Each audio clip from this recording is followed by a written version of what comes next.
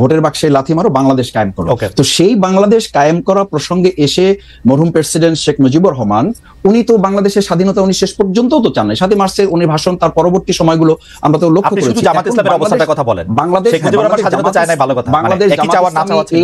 ভারত সহযোগিতার মাধ্যমে যে ষড়যন্ত্রমূলক ভাবে দেশকে স্বাধীন করে এই দেশকে তাদের একটা অঙ্গরাজ্য বানানোর পরিকল্পনা বা ষড়যন্ত্র করছে, এটার সাথে জামাত ইসলামী দ্বিমত ছিল। 1971 সালে শেখ মুজিবুর রহমান স্বাধীনতা চায় নাই, কিন্তু জামায়াতে ইসলামী স্বাধীনতা চাইছিল, এবং এই অবস্থানে কোনো পরিবর্তন, এই 71 থেকে 25 পর্যন্ত কোনো অবস্থান পরিবর্তন হয় নাই। তো এটাই ছিল। তো হ্যাঁ, সরকার বলে দিয়েছে তো টাইমটা। এইবার নির্বাচন কমিশন 3 মাস 4 মাস 5 মাস 6 মাস আগে ঠিকই বলবে। আপনারা একটু ধৈর্য ধরেন। নির্বাচন না, এখানে আমরা কিন্তু অধৈর্য ধরছি। আমরা দেশের আপনি এখন অগাস্ট মাসে নির্বাচন চান, আমরা একটু মুভ ফরওয়ার্ড করতে না। অগাস্টে নির্বাচন চান, অগাস্ট মাসে নির্বাচন। এটা বন্যা বর্ষা সবগুলোর মধ্যে, বন্যা বর্ষার মধ্যে কি মানুষ রাজনীতি মিছিল মিটিং করে না? এটা তো সে আপনি 4 মাস পরে হলে হবে না হালাল ভাই, 4 মাস পরে হলে হবে না। 4 মাস পরে হলে হবে না, এটা ডিসেম্বরে হলে হবে না, ভালো হবে না নির্বাচন। হ্যাঁ, কারণ যদি 4 মাস পরে না হয়, ডিসেম্বর দিকে হয়, তখন এত আমি বললাম যে এই সরকারের পারফরমেন্সের যে ঘাটতি আছে, তিনি যে এই সরকার চালাতে পারছেন না, রুটিন ওয়ার্কটাও করতে পারছেন না, কত রকম এই সরকার একটা অন্তর্বর্তীকালীন সরকার। মনে হচ্ছে না এই সরকারের কাছে যত দাবি দেওয়া মানুষের, এতদিন যারা 17 বছর বঞ্চিত ছিল, রিয়েলি তারা বঞ্চিত ছিল, তারা দাবি দেওয়া পেশ করতে শুরু করেছে, এবং সরকারের একটা অদক্ষতার কারণে কিন্তু এই দাবি দেওয়াগুলো শুরু হয়েছে। আপনি দেখেন 8ই আগস্টে যখন সরকার গঠন, তার পরের দিনই সরকার ছাত্রদেরকে অটো পাস করার পারমিশন দিলেন, ছাত্রদের একটা আন্দোলনের ফলে।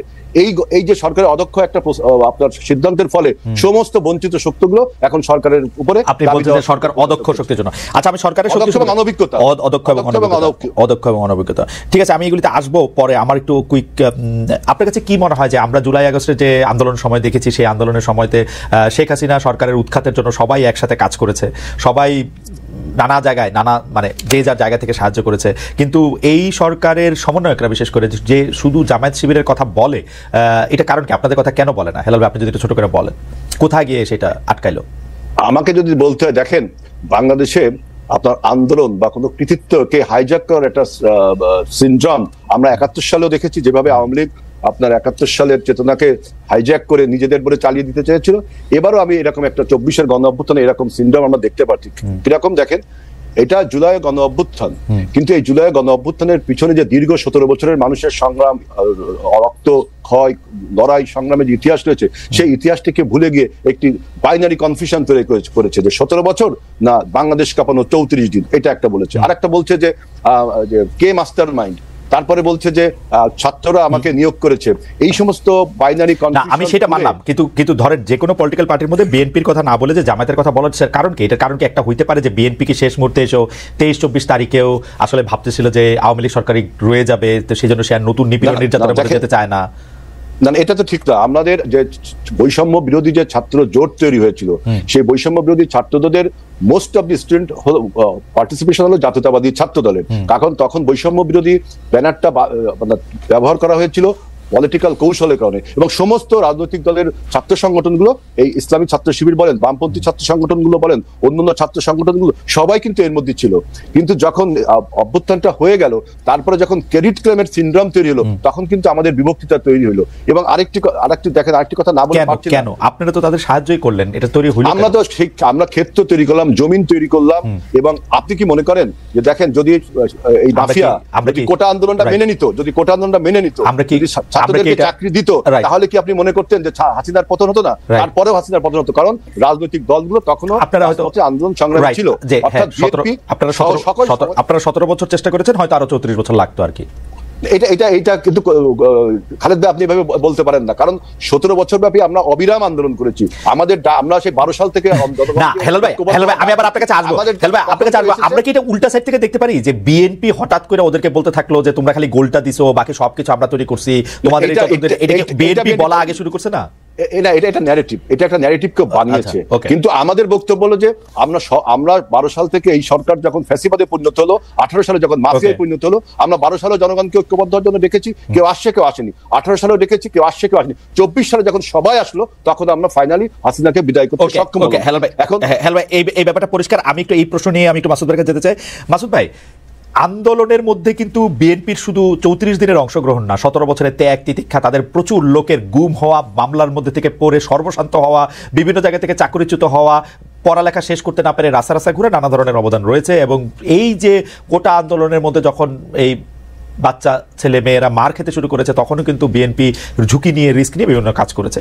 কিন্তু আমরা কিন্তু খুব দেখলাম যে এই এদের মধ্যে থেকে সম্পর্কটা বেশি হয়েছে আপনাদের সঙ্গে, অর্থাৎ জামায়াত শিবিরের সঙ্গে। আমরা দেখলাম যে প্রত্যেকটা শিক্ষাঙ্গনে জামায়াতের কথা মতো বা জামায়াত যাদেরকে নিয়োগ করতে চায় সেই রকম ভিসি, প্রক্টর, প্রভিসি সেরকম আসতেছেন। স্বাস্থ্যক্ষেত্রে আমরা দেখতেছি যে জামায়াতের দেয়া লিস্ট দিয়ে বিভিন্ন জায়গায় গুরুত্বপূর্ণ জায়গায় এটি পদায়ন হচ্ছে। তারপরে কিছুদিন পরে আমরা দেখলাম সমন্বয়করা ওপেনলি বলতেছেন যে জামায়াত শিবিরই আসলে আমাদেরকে এখানে সাহায্য করেছে। সমন্বয়কদের মধ্যে আপনারা উল্লেখযোগ্য অংশ দেখলাম যারা স্লিপিং এজেন্ট হয়ে ছাত্রলীগের মধ্যে ছিল। এটাকে আপনি কিভাবে দেখেন, যে আপনি কি মনে করেন জামায়াত শিবিরের নেতৃত্বে যদি এই আন্দোলন হতো তাহলে এই আন্দোলন সফল হতো? ধন্যবাদ খালেদ মহিউদ্দিন। দুটো বিষয়, একটা হচ্ছে প্রথমত আমাদের সংগঠনের পক্ষ থেকে আমরা প্রথম থেকে বলে আসছি যে এই 2024 সালের জুলাই আগস্টের যে গণঅভ্যুত্থান, এটা কোন একটা দলের ক্রেডিট হওয়ার কথা না, এটা হচ্ছে এদেশের ছাত্র জনতার যৌথ আন্দোলনের ফসল এবং এটাই জনতার, এদেশের মানুষের ক্রেডিট, এদেশের ছাত্র জনতার ক্রেডিট। দুই হচ্ছে আমিরে জামাত ডক্টর শফিকুর রহমান খুব ক্লিয়ারলি এবং সেভারাল টাইম এটা বলেছেন, রিপিটেডলি বলেছেন যে আমাদের এই শহীদেরা কোনো দলের সম্পদ না। আমরা কখনোই আমাদের যে হিসাব নিতে বলা হয়েছে যে থানা থেকে, বিভাগ থেকে, ডিস্ট্রিক্ট থেকে, ঢাকা সিটিগুলো থেকে এবং তাদের পাশে দাঁড়ানোর প্রত্যেকটা ইস্যুতে আমরা বলেছি যে যারা শহীদ হয়েছেন তারা আমাদের দলের বা ব্যক্তির বা কোনো গোষ্ঠীর সম্পদ না, তারা হচ্ছে দেশের সম্পদ। সেকেন্ড থিং হচ্ছে, দেখেন আপনি খেয়াল করবেন যে আমাদের এই জুলাই আগস্টের গণঅভ্যুত্থানের পরে আজকে যে এনার্জিটা তৈরি হয়েছে সেখানে বলা হচ্ছে বিশ্ববিদ্যালয়, মেডিকেল এগুলোতে জামাত ইসলামী, ইসলামী ছাত্র শিবিরের কোনো প্রাধান্য বা জামাতিকরণ বলে একটা কথাও এখন কেউ কেউ বলছেন। এটা খুব দুর্ভাগ্যজনক এ কারণে যে আমি একদম তালিকা করে আপনাকে বলতে পারবো যে ঢাকা বিশ্ববিদ্যালয়ে একজন একাডেমিশিয়ানকে দেওয়া হয়েছে, এর বাইরে প্রত্যেকটা বিশ্ববিদ্যালয় একদম ধরে ধরে বিএনপি সমর্থিত যারা, তাদেরকে সেখানে ভাইস চ্যান্সেলর সহ তাদেরকে বসানো হয়েছে। তো কিন্তু মাসুদ আমি একটা কথা বলি, কেউ জামাত করে কিনা গুরুত্বপূর্ণ, সেটা তো আমরা 15 বছর পরে জানতে পারবো। কারণ এই যে ধরেন সমন্বয়কদের মধ্যে যারা জামাত করতো সেটা তো আমরা এখন জানতে পারতেছি। বা এইজন্য না, মানে ব্যাপারটা জামাতের ব্যাপারটা এরকম যে জামাত শিবির একটু স্লিপিং এজেন্ট হিসেবে থেকে যায় দলের মধ্যে। না, জামাত স্লিপিং এজেন্ট হিসাবে থাকার প্রশ্ন না, প্রশ্নটা হচ্ছে বৈষম্য বিরোধী ছাত্র আন্দোলনে আসলে কেউ তো ব্যানার নিয়ে দাঁড়ায়নি এবং দাঁড়ানোটা তারাও প্রয়োজন মনে করেনি, অন্য ছাত্র সংগঠন কেউই এটা ঠিক মনে করেনি যে এখানে আমরা বৈষম্য বিরোধী ছাত্র আন্দোলন, ছাত্র জনতার একটা যৌথ অভ্যুত্থানের মাধ্যমে সরকারকে পতন ঘটানোটা টার্গেট ছিল। সুতরাং সেখানে স্লিপিং অথবা আপনি শোয়িং দুটো কোনোটাকেই তো আপনি এখানে আইডেন্টিটি করার দরকার নাই, কারণ প্রয়োজনীয় তো হয় নাই। সুতরাং তারপরে যেটা হয়েছে যে জামাত ইসলামী, ইসলামী ছাত্র শিবিরকে আমরা জনগণের হাতে ছেড়ে দিয়েছি যে তারা ঠিক করবে। কারণ 15 বছর আমরা তো দেখেছি যে আওয়ামী লীগ মুক্তিযুদ্ধকে, মুক্তিযোদ্ধাদেরকে তাদের ব্যক্তিগত, পারিবারিক, দলীয় সম্পদ বানিয়ে পুরো এই মুক্তিযুদ্ধ এবং মুক্তিযোদ্ধাদেরকেই বিতর্কিত করেছে এবং তাদেরকে প্রশ্নবিদ্ধ শুধু করে নাই, তাদেরকে লাঞ্ছিত করেছে এবং এটাকে একটা মানুষের খুব মানে ঘৃণীয় পর্যায়ে নিয়ে গেছে। আমরা মনে করি যে 2024-এর এরকম একটা বড় অর্জনও কোন একটা দল বা ব্যক্তি বা গোষ্ঠীর জায়গা না গিয়ে এটা জাতীয় একটা সম্পদের মতো করে থাকুক, সকলের সম্মানের জায়গায় থাকুক। এরপরে যদি কোনো ব্যক্তি এই 2024-এর যে গণ অভ্যুত্থানের যে ইয়াটাকে আগেরটা একটু জিজ্ঞেস করি, মুক্তিযুদ্ধটা কি থাকা উচিত তাহলে? মুক্তিযুদ্ধটা দেশের মানুষের সম্পদ হবে। আপনি বলছেন যে আওয়ামী লীগের সম্পদ, আওয়ামী লীগ এটাকে নিজস্ব সম্পদ করতে চাইছিল, কুক্ষিগত করতে চাইছিল। আপনারা তো আওয়ামী লীগের যে ন্যারেটিভ ছিল যে ওরা না থাকলে কি হবে সেটা প্রমাণ করার জন্য তো মানে ব্যস্ত হয়ে গেছেন। আমি দেখতে পাচ্ছি ইসলামিক ছাত্র শিবিরের এটাকে প্রত্যাহার করা হয়েছে প্রকাশনাটা, কিন্তু আমি ইসলামিক ছাত্র শিবিরের সেক্রেটারিকে নিজের মুখে বলতে শুনছি যে এটা কেন জাস্টিফাই না আসলে ওইটা এখানে থাকার জন্য। আপনি জানেন যে এটার মধ্যে থেকে ও নিজের মুখে উনি বলছেন টেলিভিশনে যে এটা একটা ধারাবাহিকতার একটা অংশ, একটা লেখক এটা মনে করছেন, আমাদের মধ্যে থেকে এটা এরকম নানা ধরনের এটার মধ্যে এটা হয়। এবং সেই বক্তব্য কি ছিল? মুসলমানরা ভুল পথে গিয়ে এই মুক্তিযুদ্ধ করছে, আল্লাহ মুসলমানদের হেদায়েত করুক বা এটাতে এটা ভালো হোক, তাই তো? না, এটা এখানে তো প্রাসঙ্গিক তো বিষয়, এটা অন্যদিকে আপনি গেলেন। সেটা আপনি মুক্তিযুদ্ধটা নিয়ে আপনাদের অবস্থা কি ক্লিয়ার মাসুদ ভাই? আপনাদের অবস্থা কি ক্লিয়ার? বিষয় আমাদের ক্লিয়ার হচ্ছে যে আমি বলেছি যে মানে এই কথাটা তো ঠিক যে মুক্তিযুদ্ধ এবং মুক্তিযোদ্ধাদের মতো এত সম্মানিত এই জায়গাটাকে আওয়ামী লীগ এটাকে বিতর্কিত, প্রশ্নবিদ্ধ করেছে এবং একটা নিন্দনীয় জায়গায় নিয়ে গেছে তাদের দলীয় সম্পদের উপর। আমি যেটা বোঝাতে চাইছি আপনাকে, প্রথম কথাটা আমাদের নেশনকে, আমাদের মেসেজটা তো ক্লিয়ার করতে হবে। আমরা বোঝাতে চাই যেটা যে 2024-এর এই অর্জনটাও যেন আমরা কোনো ব্যক্তি, দল, গোষ্ঠী, রাজনীতির কোনো মার প্যাচে এটা যেন বিতর্কিত না হয়, এটা যেন প্রশ্নবিদ্ধ না হয়। সেই জায়গায় 1971 সালে বাংলাদেশ জামাত ইসলামীর অবস্থান আমরা বহুবার প্রকাশ করেছি, বহুবার পরিষ্কার করেছি। আমরা আমাদের কথা স্পষ্ট করেছি যে দেশের স্বাধীনতা সার্বভৌমত্বকে ধারণ করে বাংলাদেশ জামাত ইসলামী, ইসলামী ছাত্র শিবির তার রাজনৈতিক কর্মকাণ্ড পরিচালনা করে। এবং সেই কারণে আপনি দেখেন যে 2024-এর এই গণ অভ্যুত্থানের মাত্র কয়েকদিন আগে আমাদেরকে নিষিদ্ধ করা হলো। কাউকে নিষিদ্ধ করা আমাদের করা হলো এই কারণে যে তখনকার আন্দোলন সংগ্রামে বাংলাদেশ জামাত ইসলামী, ইসলামী ছাত্র শিবিরকে সরকার এবং তৎকালীন গোয়েন্দা সংস্থার রিপোর্ট অনুযায়ী তাদের কাছে মনে হয়েছে দেশপ্রেমের সামগ্রিক চেতনাটাকে বাংলাদেশ জামাত ইসলাম, ইসলামী ছাত্র শিবির লোকেরা ধারণ করে এই কাজটা করছে। আর ছাত্র শিবির তার ছাত্র সংবাদে প্রকাশনা যেটা করেছে এটা একটা বিচ্ছিন্ন ঘটনা। আমি মনে করি যে তাদের এখানে একজন গবেষক একটা লেখা লিখেছে এবং তারা এটা পরে যখন বুঝতে পেরেছে বা এটা তাদের নজরে এসেছে, না না আমি একটু খালি আমি বলছি যে যখন তাদের নজরে এসেছে তারা প্রত্যাহার করেছে এবং এটার জন্য তারা দুঃখ প্রকাশ করেছে। This is enough.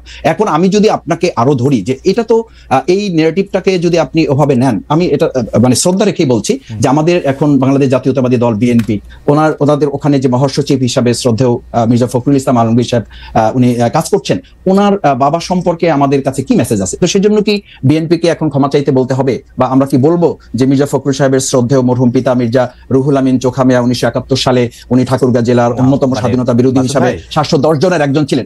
একটু শেষ করছি যে এই কারণে কি এখন বিএনপিকে আমরা ধরবো? আমাদের নেতৃবৃন্দকে ফাঁসি দেওয়া হয়েছে, তার সাথে তো সালাউদ্দিন কাদের চৌধুরী শহীদ ওনাকেও ফাঁসি দেওয়া হয়েছে। তাতে কি বিএনপিকে আমরা এখন বলবো যে তাকেও ক্ষমা চাইতে হবে বা স্বাধীনতা বিরোধিতা নিয়ে তাদের মধ্যে কনফিউশন আছে? না মাসুদ ভাই, ব্যক্তি আর দলের অবস্থা তো ভিন্ন। আমরা 1971 সালে জামায়াতে ইসলামী মুক্তিযুদ্ধের চলাকালীন সময় তারপরে বিভিন্ন সময় বিভিন্নভাবে স্টেটমেন্ট দিয়ে দল হিসাবে যেটা বলেছে, আমরা যখনই প্রশ্ন করি আপনারা বলেন যে ব্যাপারে জামাত ইসলামের অবস্থান পরিষ্কার, কিন্তু পরিষ্কারটা আপনি একটু বলেন তো, আমরা একটু শুনি যে পরিষ্কার অবস্থাটা কি 1971 সালে কি আপনারা যা করেছিলেন তা ঠিক করেছিলেন? না, পরিষ্কারটা হচ্ছে এই যে বাংলাদেশ তখন যে অবস্থার প্রেক্ষিতে স্বাধীন হয়েছিল, মাওলানা ভাসানী রাহিমাহুল্লাহ উনি তো পরিষ্কার বলেছেন যে তখন 70-এর যে ভোট, আপনি নিশ্চয়ই আরো ভালো জানবেন, সেই 70-এর ভোটে তো তিনি এই স্লোগান দিয়েছিলেন যে ভোটের বাক্সে লাথি মারো, বাংলাদেশ কায়েম করো। তো সেই বাংলাদেশ কায়েম করা প্রসঙ্গে এসে মরহুম প্রেসিডেন্ট শেখ মুজিবুর রহমান উনি তো বাংলাদেশের স্বাধীনতা উনি শেষ পর্যন্ত তো চান না। 7 মার্চে উনি ভাষণ, তার পরবর্তী সময়গুলো আমরা তো লক্ষ্য করেছি। শুধু জামাত ইসলামের অবস্থাটার কথা বলেন, বাংলাদেশ শেখ মুজিবুর রহমান স্বাধীনতা চায় না, ভালো কথা, বাংলাদেশ এই বাংলাদেশ জামাত ইসলামী 53 বছরে যে ন্যারেটিভ গুলো বাংলাদেশে আমরা লক্ষ্য করেছি, আপনি বাংলাদেশ জামাত ইসলামী সেই পর্যালোচনাগুলি তখন ছিল যে আমরা বাংলাদেশ জামাত ইসলামী স্বাধীনতা চাই, কিন্তু ভারত সহযোগিতার মাধ্যমে যে ষড়যন্ত্রমূলক ভাবে দেশকে স্বাধীন করে এই দেশকে তাদের একটা অঙ্গরাজ্য বানানোর পরিকল্পনা বা ষড়যন্ত্র করছে, এটার সাথে জামাত ইসলামী দ্বিমত ছিল। সেই দ্বিমতটা 1971 সালে আমি একদম পরিষ্কার অবস্থানটা আবার বলি, আপনার পরিষ্কার অবস্থানটা হচ্ছে 1971 সালে শেখ মুজিবুর রহমান স্বাধীনতা চায় নাই, কিন্তু জামায়াতে ইসলামী স্বাধীনতা চাইছিল, এবং চাইছিল হচ্ছে ভারত সাহায্য করবে না এরকম একটা অবস্থায় স্বাধীনতা, তাই তো? ভারতের ষড়যন্ত্রমূলক ওই সহযোগিতাকে সাথে নিয়ে আমরা, এবং এই অবস্থানে কোনো পরিবর্তন, এই 71 থেকে 25 পর্যন্ত কোনো অবস্থান পরিবর্তন হয় নাই, তো এটাই ছিল, তো এটাই ছিল, এটাই থেকে এই 2024-এ এসে 2024-এ সেটা পরিবর্তন হয়েছে। আমি বলেছি এবং আমাদের ছাত্ররাও তো বলেছে, জনতাও বলেছে যে ওই 2024-এ 5ই আগস্ট আমরা কিন্তু শুধুমাত্র একটা সরকার পরিবর্তন ঘটাই নাই, আমরা আমাদের এই সন্তানেরা, আমাদের এই ছাত্র জনতা সেদিন একটা আধিপত্যবাদেরও আমরা পতন ঘটিয়েছি। কারণ আপনি জানেন যে আপনার একটা ইস্যু আমি আলোচনাতেও দেখেছি এবং আমাদের দেশের গোয়েন্দা সংস্থা পরবর্তীতে বিভিন্ন আলোচকরা বলেছেন যে সেদিন 2024-এর জুলাই আগস্টে আমাদের পার্শ্ববর্তী রাষ্ট্রের একটা সক্রিয় এবং শক্তিশালী গোয়েন্দা সংস্থা এই দেশের তৎকালীন দুষ্ট চক্র আইন শৃঙ্খলা বাহিনীতে যারা ছিলেন তাদের সাথে সম্পৃক্ত থেকে আমাদের দেশের ছেলেদের উপর গুলি করা হয়েছে। আমি আমার 67 দিনের রিমান্ডে আমি একটা সাক্ষাৎকারে বলেছি, আপনাকে আবার একটু স্মরণ করাচ্ছি, যে আমাকে যখন ইন্টারোগেশন সেলে নেওয়া হয়েছে তখন চোখ বাঁধা, হাত পা বাঁধা অবস্থায় আমাকে যখন দুটা চেয়ারে শোয়ানো হয়েছে, আমি তাদের কাছে খুব ইসের সাথে জানতে চেয়েছিলাম, স্পষ্টভাবে জানতে চেয়েছিলাম যে আমার চোখ খুলে দেন অথবা আমাকে দেখতে দেন অথবা আমাকে পরিচয় দেন যে আপনারা কারা আমার ইন্টারোগেশনে আসছেন। ওনারা অসতর্কতাবশত হোক অথবা কৌশলগত দিক থেকে ওনাদের মনে না থাকার কারণে হোক, ওনারা বলেছেন এখানে দেশি বিদেশি সংস্থার লোকেরা। মাসুদ ভাই,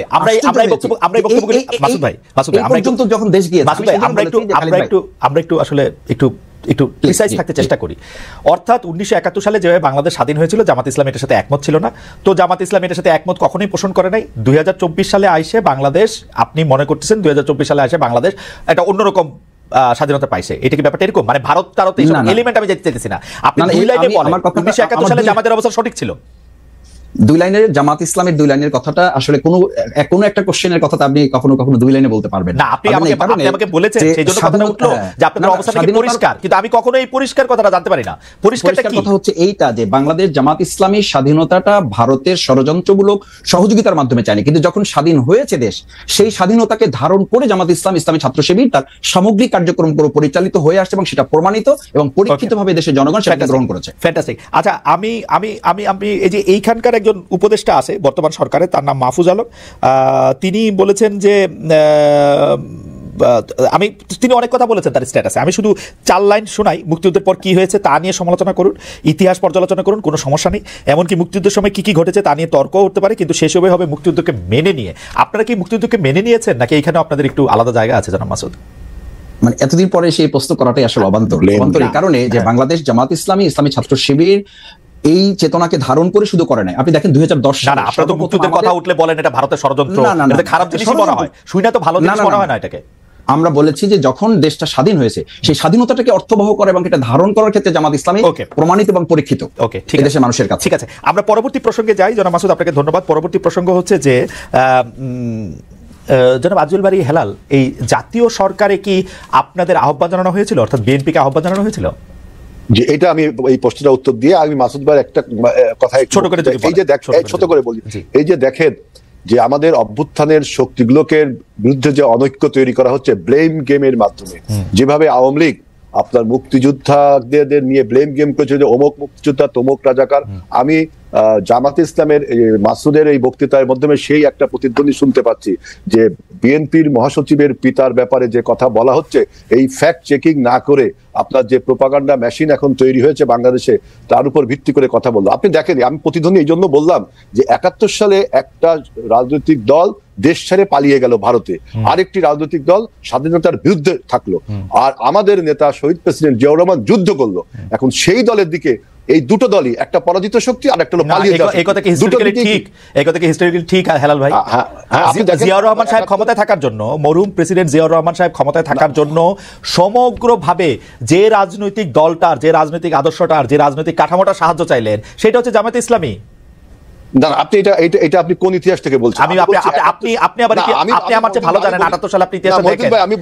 আমি বলছি জনাব গোলাম আযমের ফিরে আসা থেকে শুরু করে পুরোটা দেখেন। আপনি শুনেন, আমরা যখন বাংলাদেশে যখন আপনার একদলীয় শাসন ব্যবস্থার ভিতর ঢুকে গেল, তখন আমরা মাল্টিপার্টি ডেমোক্রেসি সৃষ্টি করলে অন্যান্যরা ধর্মভিত্তিক রাজনৈতিক দল, এমনকি বামপন্থী যে সমস্ত গোপন সংগঠন, তারাও রাজনীতি করার সুযোগ পেল।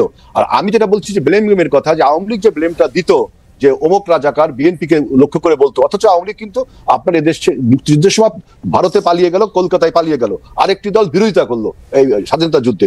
এই দুটি দলেরই উদ্দেশ্য হলো আপনার যারা অস্ত্র হাতে যুদ্ধ করলো, যে দলের প্রতিষ্ঠাতা, তার নেতাকর্মীকে নিয়ে একটা ব্লেম গেমে চলে গেল। না, আপনি এটা হেলাল ভাই, আপনি এটা বললে হবে না। জিয়াউর রহমান সাহেব, গোলাম আযম সাহেবের কে দেশে ফিরিয়ে আনা, তাকে রাজনীতি করার সুযোগ দেওয়া, বাংলাদেশকে রাজনৈতিক আদর্শের ক্ষেত্রে জামায়াতে ইসলামী রাজনৈতিক আদর্শকে হায়ার করা, জনাব শাহজিজুর রহমানকে প্রধানমন্ত্রী করা।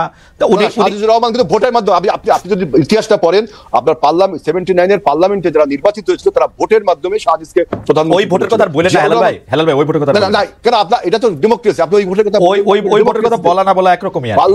পার্লামেন্টে যারা সদস্য ছিল, তারা ভোটের মাধ্যমে শাহজিজকে প্রধানমন্ত্রী করেছিল। আমরা যদি মাল্টিপার্টি ডেমোক্রেসি না করতাম, তাহলে তো সেই একদলীয় শাসন ব্যবস্থা ছিল। এখন একদলীয় শাসন ব্যবস্থাকে এই সরকার আপনাকে জাতীয় সরকার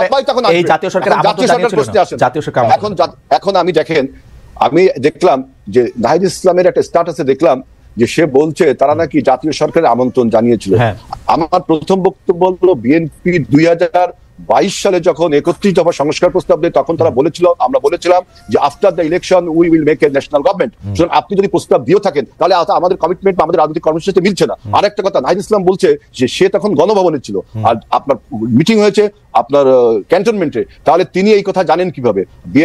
আমরা তো এই কথা শুনিনি কখন যে 5 আগস্টে যে হেলাল ভাই মানুষের জানার নানা রকম সোর্স থাকতে পারে। আপনি আমাকে সোজা কথা বলেন, আপনারা যদি ইলেকশনের পরে জাতীয় সরকার করেন, ইলেকশনের আগে জাতীয় সরকার হইতে আপনাদের অসুবিধা কি? আপনারা কি জাতীয় সরকার হইলে আপনাদের সবসময় আপনাদেরই প্রধান থাকতে হইব? এইটাই আপনি একটা মিনিট সময় দেন। যদি ইলেকশনের আগে আপনি জাতীয় সরকার করেন, তাহলে ইলেকশনটা করবেন কি করে? শেখ হাসিনার মতো আমি আর দামি দিয়ে আমরা সবাই জাতীয় সরকার, তাহলে ইলেকশনটা হবে কি করে?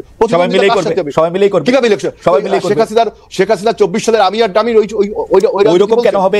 মানে দলে থাকলেই তো আর দলে প্রভাব আপনি বিস্তার করতে পারবেন না। ডক্টর ইউনূস থাকলো প্রধান, আপনি ইলেকশন করলেন। আমরা তিনজন ব্যক্তি আমরা যদি জাতীয় সরকার গঠন করি, আবার তিনজন নির্বাচনে অংশগ্রহণ করলাম, তাহলে আপনার নির্বাচনের কনফ্লিক্ট অফ ইন্টারেস্ট হচ্ছে এখানে? এটা হয় না। এটা তো পলিটিক্যালি রং। সারা পৃথিবীতে তো ক্ষমতায় থাইকেই ইলেকশন করে, অসুবিধা কি? না না, আপনি সারা পৃথিবীর সাথে বাংলাদেশের উদাহরণ দিলে হবে না। কোন পৃথিবীর কোন দেশে জাতীয় সরকার করে আবার তারা নির্বাচনে অংশগ্রহণ করছে, সেখানে একটা স্ট্রং নির্বাচন কমিশন থাকে ভারতে। তাহলে আপনারা যেহেতু, আচ্ছা বুঝতে পারছি, তাহলে আমার ভুল, আপনারা যেহেতু ইলেকশনে অংশ নেবেন সেই জন্য আপনারা জাতীয় সরকার করলেন না, তাই কি?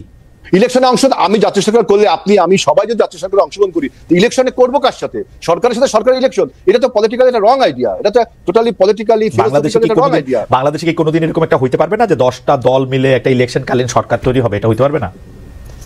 শোনেন, সেটার জন্য আপনাকে সময় দিতে হবে, আরো সময় নাই।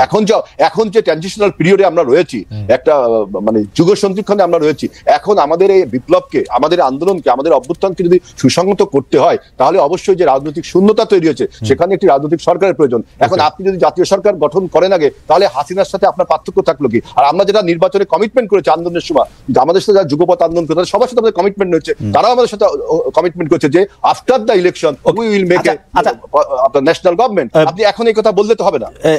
হেলাল ভাই, এই জামায়াতের সাথে মানে আপনারা সবসময় জামায়াতকে ব্যবহার করেছেন, জামায়াতের শক্তিটাকে নিজেদের মধ্যে আপত্ত করেছেন, রাজপথে আপনারা থাকতে চান নাই, আপনারা বসে বসে চা খেয়েছেন, এয়ার কন্ডিশন রুমে সুন্দর কাপড় চোপড় পরে থেকেছেন। জামায়াত আন্দোলন করেছে, আমি একটু বলি, জামায়াত আন্দোলন করেছে এবং জামায়াত কিন্তু 17 বছর, 18 বছর, 20 বছর, 25 বছর যখন দরকার হয়েছে তখন আপনাদের সার্ভিস দিয়েছেন। কিন্তু জামায়াতের নেতারা যখন ফাঁসির কাস্টে ঝুলেছে, জামায়াতের বিরুদ্ধে যখন বিভিন্ন রকম অন্যায় অত্যাচার হয়েছে, বিএনপি জামায়াতের সাথে একটা বিবৃতি দিয়েও পাশে থাকে নাই। এখন বিএনপি কি এইটা কি মনে করে যে বিএনপি আসলে প্রথমে হলো আপনার বক্তব্য, প্রথমটাকে আমি ধরছি যে এটা ঠিক না যে বিএনপি 17 বছর আন্দোলন সংগ্রাম, গুম খুনের শিকার সবচেয়ে বেশি হয়েছে, জামাতের কয়েক শীর্ষ নেতাদের ফাঁসি হয়েছে। আপনি একটা উদাহরণ দেখেন, 28 তারিখে যখন সর্বশেষ 28 অক্টোবর যখন আমাদের উপর যে ভীষণ ক্র্যাকডাউন হলো, আমাদের জনসমাবেশকে বন্ধ করে দিল, তখন কিন্তু জামাত ইসলামও যুগপথভাবে আমাদের সাথে ওইখানে একটা আন্দোলন করেছে। হেলাল ভাই বেয়াদবি না নিলে একটা ছোট্ট রসিকতা করব। হেলাল ভাই বেয়াদবি না নিলে একটা ছোট্ট রসিকতা করব। আমরা 90 এর ঢাকা বিশ্ববিদ্যালয়ের ছাত্র, আপনি আমাদের নেতা, মানে আপনি যেটাকে ক্র্যাকডাউন বলতেছেন 28 অক্টোবর, এর থেকে বড় বড় ঘটনায় তো আপনি চায়ের কাপটাও নামায় রাখেন নাই টেবিলের উপর।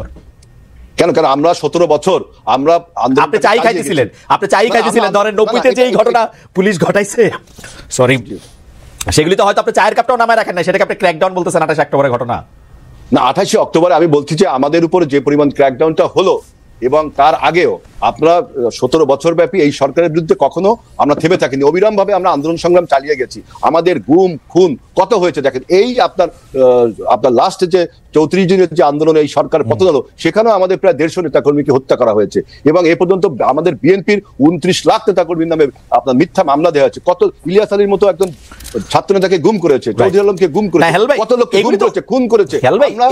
এগুলি তো বহুবার বলা হয়েছে, কিন্তু হেলাল ভাই আমি আপনার কনসেন্সাসের কাছে এটা প্রশ্ন করতে চাই।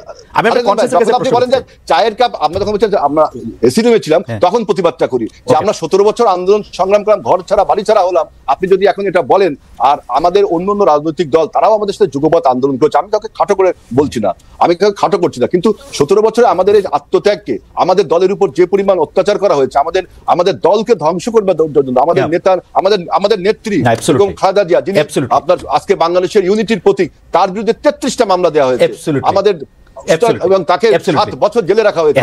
আমাদের কি হয়েছে এখন আপনি বলছেন, এখন যারা বলছেন যে তাদের বিরুদ্ধে যখন মামলা হয়, আমরা কিন্তু বলেছিলাম যে মামলাটা আপনার ন্যায্যতার ভিত্তিতে হতে হবে এবং এই মামলায় যেন আইনগত বারবার বলি। অথচ দেখেন 111 যখন আমাদের নেতাদেরকে গ্রেফতার করা হলো, তখন কিন্তু আমরা আমাদের সহযোগী, আমাদের জোট সঙ্গীত থেকে আমরা কোনো বিবৃতি পাইনি। এটা আমি বলতে চাচ্ছি না, আপনি বলছেন তাই। আমি ইতিহাসের দিকে না যাই হেলাল ভাই, আমার গলায় ব্যথা একটু, এই জন্য আস্তে কথা কইতে হইতেছে। এই যে ইতিহাসের দিকে না যাই, ব্যাপারটা কি বিএনপির আচরণ থেকে কি এইটা মনে হয় না যে ডেফিনেটলি বিএনপি বাংলাদেশের সবচেয়ে বড় রাজনৈতিক দল, এখন আবার আওয়ামী লীগ অনুপস্থিত, তার মানে হচ্ছে বাংলাদেশে যদি এখন ইলেকশন হয় বিএনপি 280টার বেশি সিট পাবে, এটা আমি নর্মালি বুঝতে পারি। তো বিএনপি এখন 280টার বেশি সিট পাবে, বিএনপি অস্থির হয়ে গেছে যে বিএনপি 280 সিট পায় এসে তারেক সাহেব এসে প্রধানমন্ত্রী হবে, বেগম জিয়া যদি রাজনীতিতে থাকতে চান প্রেসিডেন্ট হবেন বা অন্য কোনো কিছু হবেন, জনাব আজিজুল বারী হেলাল বড় একজন মন্ত্রী হবেন বা কি হবেন আমি জানি না, এবং এইটার জন্যই অস্থির হয়ে গেছেন যেইটার এই জন্য যখনই আমরা সংস্কারের কথা বলি, যখন আমরা বলি আমরা কি একই জায়গায় আসবো, তখন আপনারা এটা পছন্দ করেন না। যখন এটার মধ্যে এটা বলা হয় যে ভাই আপনাদের সঙ্গে তো জামাত ছিল, আপনাদের সঙ্গে তো বাম দল ছিল, জনাব সাকি ছিল, জনাব নূর ছিল, এগুলি কথা শুনলেও আপনাদেরকে কষ্ট লাগে। আপনার উপর থেকে দেখেন হ্যাঁ তোমাদেরকে দিয়ে দিব না 5-10টা আসন, এরকম একটা ভাব আপনাদের, তাই না? হ্যালো ভাই, এটা আপনি বলছেন এর কোনো সোর্স আমি জানি না, সোর্স থেকে আপনি বলছেন। আপনি যে বলছেন অস্থির, আমরা অস্থির হবো কারণ সমস্ত রাজনৈতিক দল জামাত ইসলামকে নির্বাচন চাচ্ছে না, বাম সংগঠনগুলোকে নির্বাচন চাচ্ছে না। আর আমরা রাজনৈতিক অভিজ্ঞতা থেকে বলছি যে আপনি 111-এর সময় আপনি দেখেন যেই সরকারটা 2 বছর অন্যায়ভাবে ক্ষমতায় থাকলো, 3 মাসের সরকার 2 বছর থাকলো, সেই 2 বছর থাকার ফলে যে 17 বছরের একটা ফ্যাসিবাদ তৈরি হয়েছিল, সেই 17 বছরের ফ্যাসিবাদকে তাড়াতে কত রক্ত এবং সংগ্রামের প্রয়োজন হলো। আবার কি আমরা দেখতে পাচ্ছি যে আবারও যদি এরকম, এই সরকারের মেয়াদ এখনো অনিশ্চিত, আপনারা যদি এরকম এবং এই সরকারের মধ্যে আপনার 111-এর কুশীলবরা কিন্তু রয়ে গেছে এবং ফ্যাসিবাদের কুশীলবরা রয়ে গেছে, এখন তারা আপনার তাদের মেয়াদটাও এখন পরিষ্কার করে বলছে না। সুতরাং আবারও কি খুব পরিষ্কার করে বলছে, খুব পরিষ্কার করে বলছে, দুটো ডেট যেখানে বলেন, দুটো ডেট যেখানে বলেন, দুটো ডেট না